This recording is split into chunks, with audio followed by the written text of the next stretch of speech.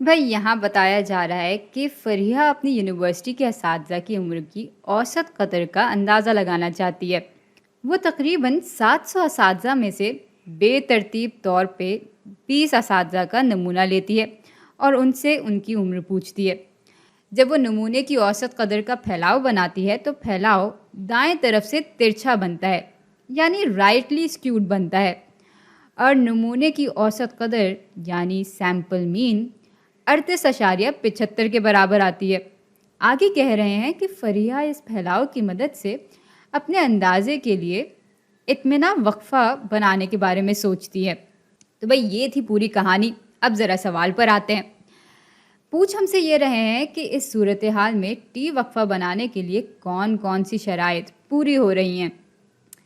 چلیں دیکھتے ہیں کہ فریحہ اصل میں کر کیا رہی ہے۔ تو بھائی یہ ہے آبادی اس کی یونیورسٹی کے اساتذہ کی، یہ تقریباً 700 کے برابر ہے۔ اب فریحہ ان 700 اساتذہ سے تو ان کی عمر نہیں پوچھ سکتی، اس لیے وہ ایک بے ترتیب نمونہ لیتی ہے جس میں 20 اساتذہ موجود ہوتے ہیں، یعنی n جو ہے وہ 20 کے برابر ہوگا۔ اچھا میں یہاں پہ ذرا لکھ لوں کہ ہمارا پیرامیٹر یہاں پر اساتذہ کی عمر کی اوسط قدر ہے۔ اچھا تو اس نمونے سے اس کو سیمپل مین یعنی نمونے کی اوسط قدر برابر ملی 38.75 کے۔ اچھا اب فریحہ اس کے لیے اطمینان وقفہ بنانا چاہتی ہے، وہ بھی ٹی انٹرول ٹی وقفہ استعمال کر کے۔ اور بھائی آبادی کی اوسط قدر کا اندازہ لگانے کے لیے اور اس کا اطمینان وقفہ بنانے کے لیے ٹی انٹرول کا استعمال کرنا کافی اچھا رہتا ہے۔ اور جب یہ اطمینان وقفہ بن جاتا ہے تو یہ وقفہ کچھ اس طرح کا دکھتا ہے کہ ہم اپنے نمونے کی اوسط قدر سے مائنس کر رہے ہوتے ہیں اور اس میں جمع بھی کر رہے ہوتے ہیں ٹی کی اہم قدر یعنی ٹی کی کریٹیکل ویلیو ضرب نمونے کا معیاری انحراف بٹا n کے اسکوائر روٹ کو۔ اور یہاں پر پھر ٹی کی کریٹیکل ویلیو معلوم کرنے کے لیے ہم ظاہر سی بات ہے کہ ٹی کا پھیلاؤ دیکھ رہے ہوتے ہیں یا ٹی ٹیبل دیکھ رہے ہوتے ہیں، اور نمونے کا معیاری انحراف ہم یہاں پر اس لیے استعمال کر رہے ہوتے ہیں کیونکہ آبادی کا معیاری انحراف تو ہمیں معلوم ہی نہیں ہے۔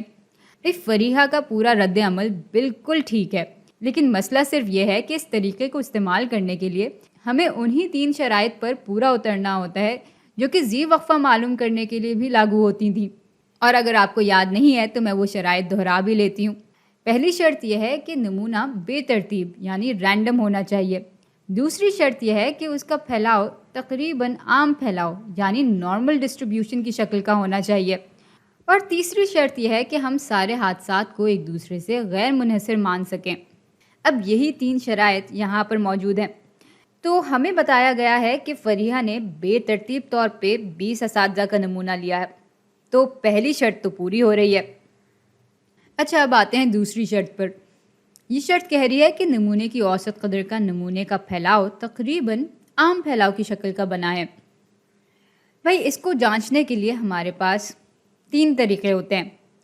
ایک تو یہ کہ جو ہمارا سیمپل سائز ہے وہ 30 کے برابر یا اس سے زیادہ ہو۔ یہاں پہ ایسا نہیں ہو رہا کیونکہ ہمارا سیمپل سائز 20 کے برابر ہے، تو یہ تو نہیں ہو رہا۔ دوسرا طریقہ یہ ہے کہ جو اصلی پھیلاؤ ہے یعنی آبادی کا جو پھیلاؤ ہے وہ نارمل ہو، آبادی کا پھیلاؤ عام شکل کا ہو۔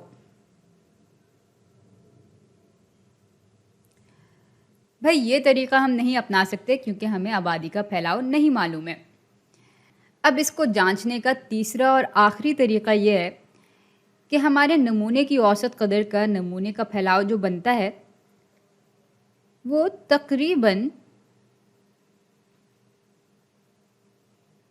سیمیٹریکل ہو، یعنی وہ پھیلاؤ دونوں طرف سے تقریباً ہم آہنگ ہو۔ अब भाई यहाँ पे आकर हम अटक रहे हैं, क्योंकि हमें सवाल में ही बताया गया है कि फैलाव दाएं तरफ से तिरछा बनता है। तो इसका मतलब ये हुआ कि ये जो शर्त है वो पूरी नहीं हो रही है। चलें फिर अपनी आखिरी शर्त पर आते हैं। यहाँ पर हमें देखना है कि सारे हादसात एक दूसरे से गैर मुनहसर माने जा सकते हैं या नहीं। तो भाई ये चीज़ जांचने के लिए हम देखते हैं कि जो हमारे नमूने का साइज़ है वो कुल आबादी के 10% से कम है या नहीं। अगर तो वो 10% से कम है तो हादसात को हम गैर मुनहसर मान सकते हैं। तो भाई 700 का 10% होता है 70, और फरीहा के नमूने का साइज़ 20 है, तो ये बिल्कुल कम है 10% से, और इसलिए हमारी ये शर्त पूरी हो रही है।